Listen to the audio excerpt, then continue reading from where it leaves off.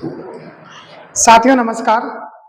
केकड़ी पाठशाला के online platform पर मैं प्रेम शंकर योगी आप सबका हार्दिक स्वागत और अभिनंदन करता हूं। साथियों, आज अपन पढ़ने वाले हैं राजस्थान के भूगोल का दूसरा टॉपिक और वो है राजस्थान का भौतिक प्रदेश। साथियों, इससे पहले अपने राजस्थान का सामान्य परिचय पढ़ चुके थे और आज पढ़ेंगे राजस्थान के भौतिक प्रदेश। राजस्थान के भौतिक प्रदेश को पढ़ने से पहले साथियों, मैं आप लोगों से अनुरोध करूंगा कि आप केकड़ी पाठशाला के इस YouTube चैनल को सब्सक्राइब करें, अपने साथियों के साथ ज्यादा से ज्यादा शेयर करें और उन्हें भी कहें कि इस चैनल को क्या करें, सब्सक्राइब करें। इसी के साथ साथियों एक छोटी सी सूचना है और सूचना यह है कि आप अगर यदि केकड़ी पाठशाला के इस टीम से अगर ऑफलाइन पढ़ना चाहते हैं तो आपको केकड़ी शहर में कटारिया ग्रीन के पास विद्या आश्रम कोचिंग क्लासेस में आना होगा, जिससे आपको वहां पर BSTC, PTT व सीटी के साथ साथ PTI व रीट प्री के जो फाउंडेशन बैच हैं वो आपको मिलेंगे और वो सब मिलकर के एक बेहतरीन टीम के साथ आपको क्या करवाई जाएगी, तैयारी करवाई जाएगी। तो साथियों अपन देखते हैं आज, और अपना टॉपिक है क्या, राजस्थान के भौतिक प्रदेश। बात करें साथियों राजस्थान के भौतिक प्रदेश की, तो इस राजस्थान के भौतिक प्रदेश को अपन शुरू करें उससे पहले थोड़ा फ्लैशबैक की तरफ जाते हैं और देखते हैं कि अपनी पृथ्वी की उत्पत्ति के समय किस प्रकार की थी और उस समय अपना राजस्थान भी था या नहीं था। तो बात करें साथियों, तो बात करते हैं कि प्राचीन काल की बात करें तो प्राचीन काल में अपनी जो पृथ्वी थी वो पृथ्वी क्या थी साथियों, पृथ्वी एक गैसीय गोला थी। क्या थी साथियों, पृथ्वी एक गैसीय गोला थी और यही गैसीय गोला धीरे धीरे जब ठंडा हुआ तो इसका नाम क्या हो गया, इसका नाम हो गया साथियों पेंजिया। क्या नाम हो गया, इसका नाम हो गया साथियों पेंजिया। क्या नाम रख दिया गया था, इसका नाम रख दिया गया था पेंजिया। और कहते हैं साथियों इस पेंजिया के चारों ओर एक जलीय श्रृंखला थी। इस पेंजिया के चारों ओर क्या थी साथियों, जलीय श्रृंखला थी। और इसी जलीय श्रृंखला को क्या कहा गया साथियों, इस जलीय श्रृंखला को कहा गया पेंथा लासा। क्या कहा गया, पेंतालासा महासागर कह लीजिए या पेंतालासा सागर कह लीजिए।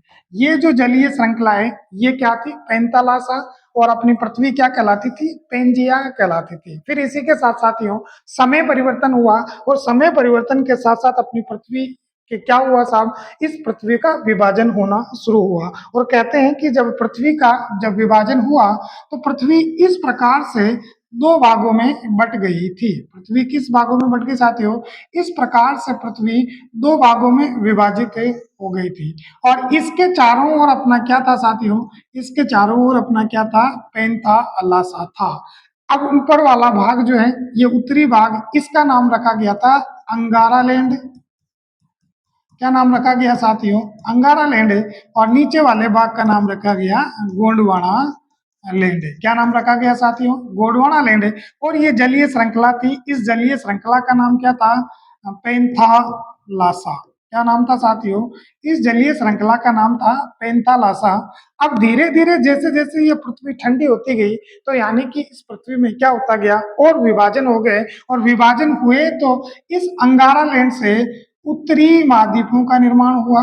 किसका निर्माण हुआ साथियों, उत्तरी महाद्वीपों का निर्माण हुआ तथा इस गोंडवाना लैंड से दक्षिणी महाद्वीपों का निर्माण हुआ। क्या नाम निर्माण हुआ, दक्षिणी महाद्वीपों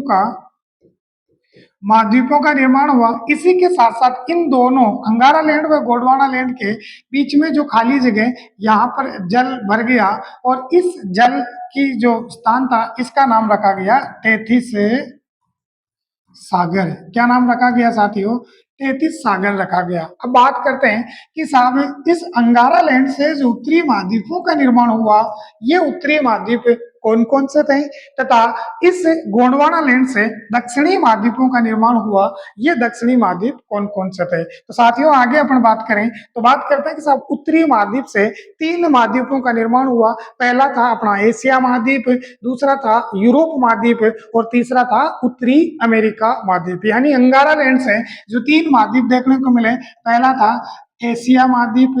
कौन सा महाद्वीप साथियों, एशिया महाद्वीप। फिर इसके बाद में दूसरे की बात करें तो दूसरा है यूरोप महाद्वीप। कौन सा महाद्वीप साथियों? यूरोप महाद्वीप। और फिर इसके बाद में तीसरे की बात करें तो ये कौन था? उत्तरी अमेरिका। क्या नाम था साथियों? उत्तरी अमेरिका महाद्वीप है।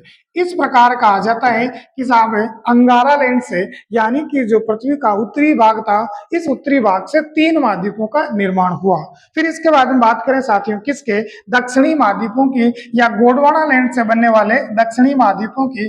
तो इनके निर्माण की बात करें तो सबसे पहला आपका आया था जिसका नाम था दक्षिणी अमेरिका। दक्षिणी अमेरिका के बाद की बात करें साथियों तो नंबर 2 पे अपने को देखने को मिला, और वो आता है आपका कौन सा? अफ्रीका। कौन आता है साथियों? अफ्रीका। और अफ्रीका के बाद में नंबर 3 की बात करें, नंबर 3 पे आपको देखने को मिलता है ऑस्ट्रेलिया। और ऑस्ट्रेलिया के बाद में अपने को जो अगला एक चौथा महाद्वीप देखने को मिलता है वो देखने को मिलता है अंटार्कटिका। इस प्रकार कहते हैं कि साहब इन महाद्वीपों का विभाजन जो हुआ अपने इसी पृथ्वी के पेंजिया वाले भाग के विभाजन से हुआ।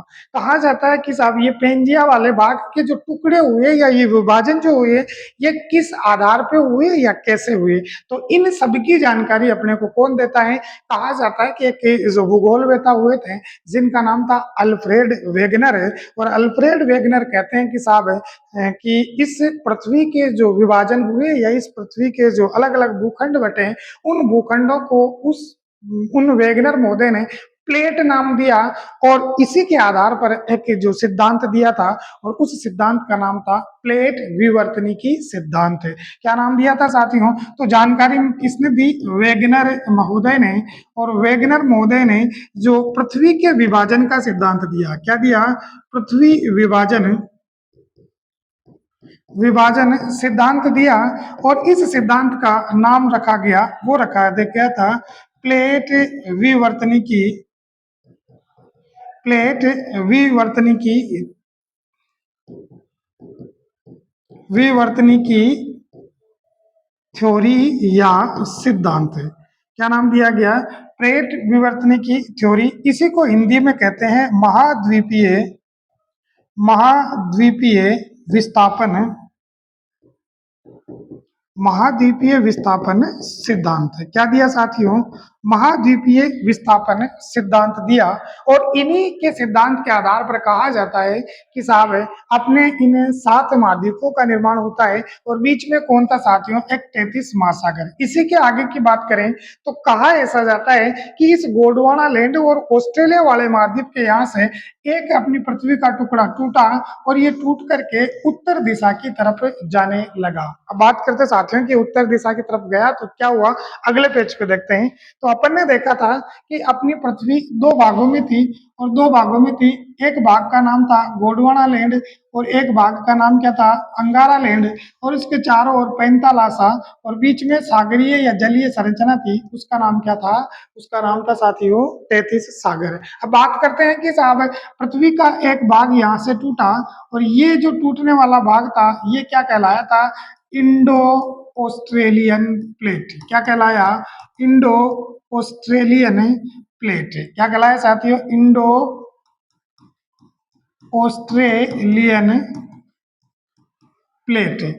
बात करते हैं इस इंडो ऑस्ट्रेलियन प्लेट की, तो कहा जाता है ये इंडो ऑस्ट्रेलियन प्लेट यहाँ से टूटकर उत्तर दिशा की ओर, यानी कि अंगारा लैंड की ओर जाने लगी। जब अंगारा लैंड की ओर यह गति करती है तो बीच में 33 सागर आता है। और इसी 33 सागर में क्या पढ़ने लग जाते हैं साथियों?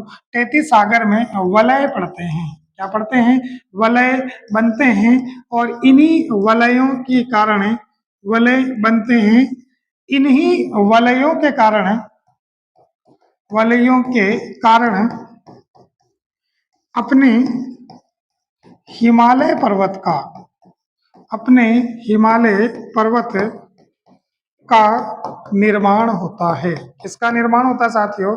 अपने हिमालय पर्वत का निर्माण होता है। तो यहां से एक क्वेश्चन निकल के आता साथियों, और क्वेश्चन निकल के आता है कि साहब हिमालय के पिता कौन थे या है? तो आंसर आता है तेथिस सागर। क्या आंसर आता है साथियों? तेथिस सागर है। और यहीं से अपने भारत और राजस्थान का भी निर्माण होता है। अब बात करें कि साहब जब अंगारा लैंड था, गोंडवाना लैंड था और तेथिस सागर था, तो क्या इस समय भारत की कुछ स्थितियां देखने को मिलती थी क्या? तो देखिए साथियों क्या मिलती है। तो बात करते हैं कि साहब सबसे पहले बात करते हैं अपने भारत की, और फिर उसके बाद में अपन बात करेंगे साथियों किसकी? राजस्थान की। किसकी बात करते हैं साथियों? राजस्थान की। तो बात करते हैं कि साहब क्या भारत में इस पेंजिया के अवशेष मिलते हैं? क्या राजस्थान में पेंजिया के अवशेष मिलते हैं? तो पेंजिया के अवशेषों में गोंडवाना लैंड व अंगारा लैंड के अवशेष मिलते हैं। तो पहली बड़ी बात आती है साहब भारत में अपन देखते हैं, एक तो क्या देखते हैं साथियों? हिमालय देखते हैं। हिमालय के बाद में अपन क्या देखते हैं साथियों? मैदान देखते हैं। मैदान देखते हैं। मैदान के बाद में साथियों भारत में अपन क्या देखते हैं? मरुस्थल देखते हैं। और मरुस्थल के बाद में अपन देखते हैं प्रायद्वीपीय भारत है। क्या देखते हैं साथियों? प्रायद्वीपीय भारत है। और बात करते हैं कि साहब हिमालय, मैदान और मरुस्थल है, ये सब किससे बने हैं? तेतीस सागर से। किससे बने हैं साथियों? तेतीस सागर से बना है। और प्रायद्वीपीय भारत कह लीजिए या इसी को आप कह लीजिए दक्षिणी भारत है। कौन सा भारत साथियों? दक्षिणी भारत है। और ये दक्षिणी भारत से बना है, ये किसका बना है? ये बना है गोंडवाना गोंडवाना लैंड से। किससे बना साथियों? गोंडवाना लैंड से बना है। इसका मतलब अपन कह सकते हैं और नोट लगा करके एक बात अपना लिख सकते हैं कि साहब भारत में अंगारा लैंड, भारत में अंगारा लैंड का कोई अवशेष नहीं है। कोई अवशेष नहीं है। क्या नहीं है साहब? भारत में अंगारा लैंड का कोई अवशेष नहीं है। यही बात करते हैं अपन राजस्थान की। और राजस्थान को भी अपन देखते हैं साथियों, चार भौतिक भागों में बांट रखा है। पहला है जैसे अपना आता है, पहला आता है मरुस्थलीय प्रदेश, मरुस्थलीय प्रदेश। फिर इसके बाद में दूसरा जो आता है, और दूसरा आता है अपना अरावली। फिर इसके बाद में तीसरा जो आता है साथियों अपने पास मैदानी प्रदेश, मैदानी प्रदेश। और फिर इसके बाद में चौथा आता है अपने कौन सा? हाड़ौती का पठार। हाड़ौती का पठार, या इसी को बोलते हैं पठारी प्रदेश। क्या बोलते हैं साथियों? पठारी प्रदेश है। अब अपन बात करते हैं सीधी सीधी कि अगर भारत में अंगारा लैंड का कोई अवशेष नहीं है, इसका मतलब राजस्थान में भी अंगारा लैंड का कोई अवशेष नहीं है। मगर बात करें साथियों तो कहाँ ऐसा जाता है कि साहब है आपका ये जो क्या है, मरुस्थलीय प्रदेश है और मैदानी प्रदेश है। यानी कि पहला कौन है? मरुस्थलीय प्रदेश, मरुस्थलीय प्रदेश है। और मरुस्थलीय प्रदेश के साथ में कौन है? मैदानी प्रदेश है। मैदानी प्रदेश, ये दोनों ही किसके अवशेष हैं? ये दोनों ही तेतीस सागर के अवशेष है। किसके अवशेष है साथियों? तेतीस सागर के। किसके अवशेष हैं? तेतीस सागर के हैं। और दूसरी बात करें तो आपका कौन है? अरावली पर्वतमाला, अरावली पर्वतमाला माला व हाड़ौती का पठार, हाड़ौती का पठार। पठार किसके अवशेष है साथियों? ये अवशेष है आपके किसके? ये हैं गोंडवाना लैंड के, गोंडवाना लैंड के। इस प्रकार अपन कह सकते हैं राजस्थान के चार भागों में से दो भाग तेतीस सागर के अवशेष हैं और दो भाग किसके अवशेष है साथियों? गोंडवाना लैंड के अवशेष है। तो यही बात है कि सब राजस्थान में भी अंगारा लैंड का कोई अवशेष नहीं पाया जाता है। इसका मतलब अपन समझ सकते हैं कि राजस्थान के चार भूभागों में से दो गोंडवाना लैंड के हैं और दो तेतीस सागर के हैं। तो साथियों अब चलते हैं अपन किधर, अपने राजस्थान के भौतिक प्रदेशों की बात करते हैं। तो बात करते हैं राजस्थान के भौतिक प्रदेश, तो यहीं से बात करते हैं राजस्थान के भौतिक भौतिक प्रदेश।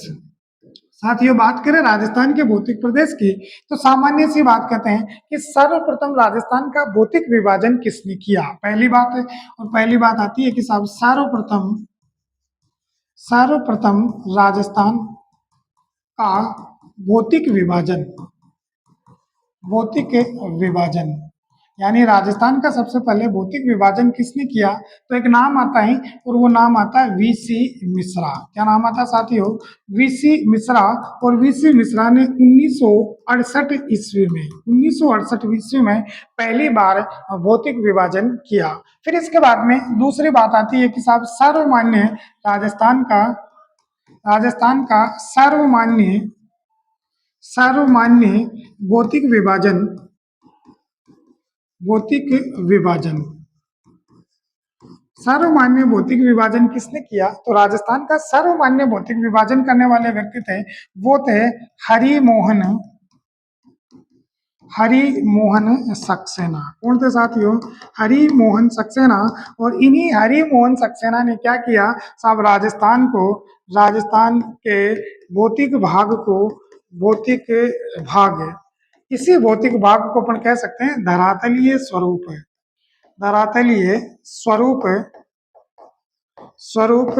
को 4 भागों में विभाजित किया। कितने भागों में साथियों? 4 भागों में विभाजित किया। तो बात करते हैं साथियों, कहा गया कि राजस्थान के भौतिक प्रदेश का सबसे पहले जो भौतिक विभाजन या वर्गीकरण किया वो किया था किसने? वीसी मिश्रा ने 1968 ईस्वी में किया। और इन्होंने किया। और फिर इसके बाद में बात करते हैं कि राजस्थान का जो सर्वमान्य भौतिक विभाजन है वो किसने किया था? हरिमोहन सक्सेना ने। और हरिमोहन सक्सेना ने ये भौतिक विभाजन कितने भागों में किया? 4 भागों में। अब देखते हैं साथियों ये 4 भाग कौन कौन से हैं। तो आगे की बात करते हैं। तो बात करते हैं अपने राजस्थान को, अगर अपन थोड़ा सा देखना चाहें तो अपने राजस्थान को इस प्रकार से अपन एक बार देख सकते हैं। और इस प्रकार से अपने राजस्थान को अपन देखना चाहें तो इस प्रकार से एक राजस्थान का अपने नक्शा बनाने का प्रयास करते हैं साथियों। और उसी के आधार पर एक बार अपन इस भौतिक प्रदेशों को पढ़ने का प्रयास करते हैं। इस प्रकार से राजस्थान को देखते हैं। और साथियों ये अपन देख रहे हैं भौतिक विभाजन किसके अनुसार है? हरिमोहन सक्सेना के अनुसार है। कहते हैं कि हरिमोहन सक्सेना ने सबसे पहला ये वाला वर्गीकरण किया था, फिर इसके बाद में इन्होंने ये दूसरा वाला वर्गीकरण किया, फिर इसके बाद में इन्होंने ये एक वर्गीकरण किया, और फिर इसके बाद में आता है ये जो आपका पहला वर्गीकरण आता है, इसका नाम है साथियों पश्चिमी मरुस्थलीय प्रदेश। क्या लिखा साथियों? पश्चिमी मरुस्थलीय प्रदेश। फिर दूसरा नाम लिखा, वो लिखा अरावली पर्वतीय प्रदेश। फिर इसके बाद में तीसरा जो है, ये तीसरा लिखा उत्तरी पूर्वी मैदानी प्रदेश है। और साथियों इसके बाद में नंबर 4 जो है, और ये है साहब आपका, ये है दक्षिणी पूर्वी पठारी प्रदेश है। इस प्रकार, और इसी पठारी प्रदेश को अपन क्या कह सकते हैं? हाड़ौती का पठार भी कहते हैं। साथियों इसको हाड़ौती का पठार क्यों कहते हैं? क्योंकि ये जो पठारी भाग है, ये पठारी भाग है कि यहाँ पर हाड़ौती जो राजवंश है उनका शासनकाल होने की वजह से इसे क्या कहा जाता है? हाड़ौती का पठार भी कहा जाता है। इस प्रकार हरिमोहन सक्सेना ने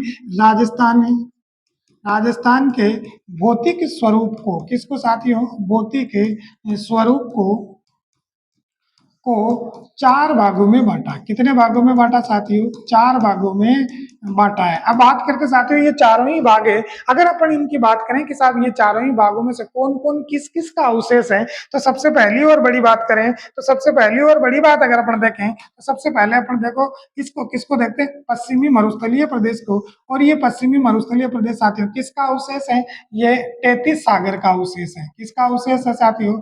33 सागर का अवशेष है।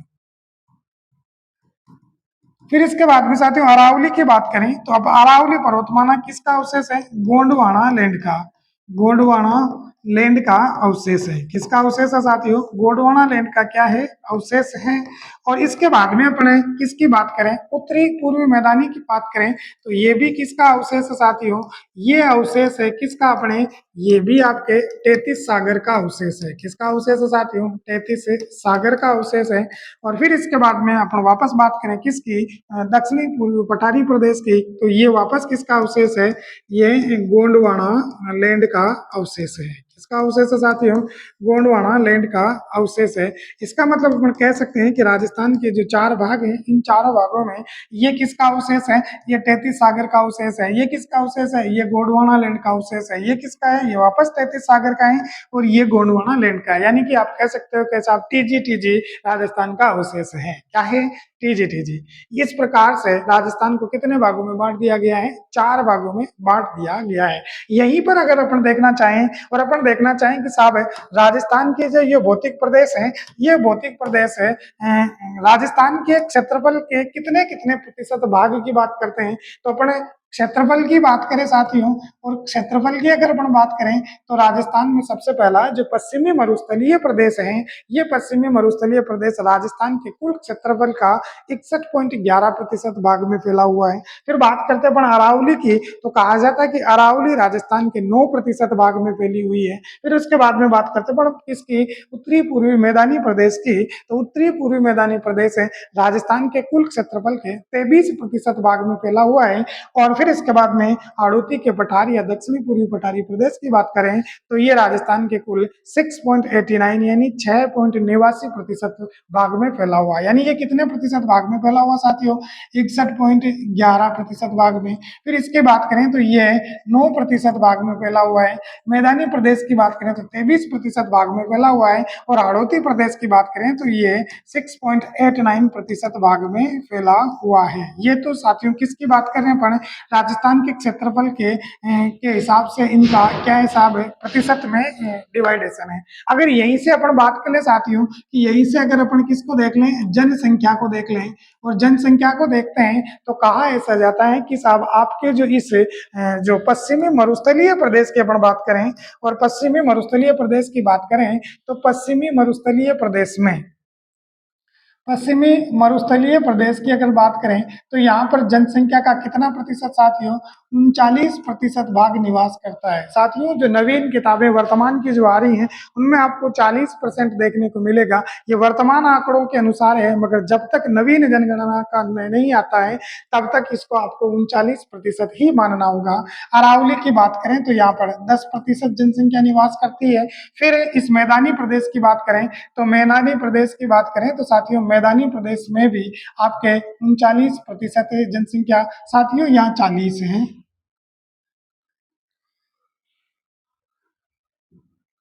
यहाँ पर 40% जनसंख्या निवास करती है और मैदानी प्रदेशों में 39% जनसंख्या निवास करती है, जो वर्तमान किताबों में 40 मिलता है। फिर इसके बाद में यहाँ की बात करें अपने हाड़ौती के पठार की, तो यहाँ पर 11% जनसंख्या निवास करती है। इस प्रकार अपने राजस्थान के भौतिक प्रदेशों में किस प्रकार से कितनी जनसंख्या है, किस राजस्थान के क्षेत्रफल का कितना प्रतिशत है, और साथ ही साथ हरिमोहन सक्सेना ने जो सर्वमान्य वर्गीकरण दिया वो वर्गीकरण 4 भागों में दिया। पहला है पश्चिमी मरुस्थलीय प्रदेश, दूसरा है और वो है आपका क्या अरावली, पहला है पश्चिमी मरुस्थलीय प्रदेश, दूसरा है अरावली पर्वतीय प्रदेश, तीसरा है उत्तरी पूर्वी मैदानी प्रदेश जिसे आप मैदानी भाग भी कहते हैं, और फिर उसके बाद में दक्षिणी पूर्वी पठारी प्रदेश जिसे हाड़ौती का पठार भी कहा जाता है। तो इस प्रकार आपके सामने क्या आ जाता साथियों? इस प्रकार आपके सामने आ जाता है राजस्थान के भौगोलिक स्वरूप या भौतिक स्वरूप की सामान्य जानकारी। अब साथियों आगे अपन पढ़ने वाले हैं और वो पढ़ने वाले हैं क्या?